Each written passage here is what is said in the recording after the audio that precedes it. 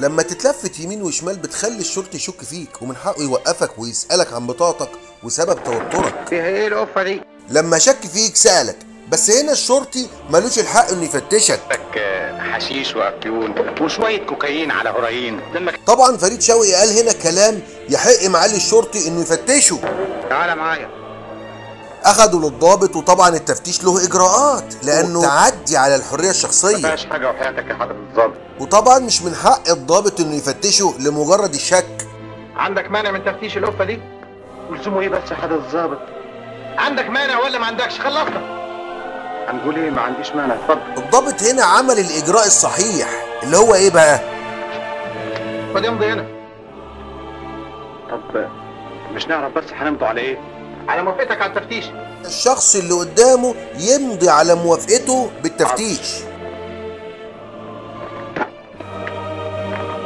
طبعا كده الاشتباه سليم والاستيقاف سليم والتفتيش سليم، غير كده الاجراء هيكون باطل.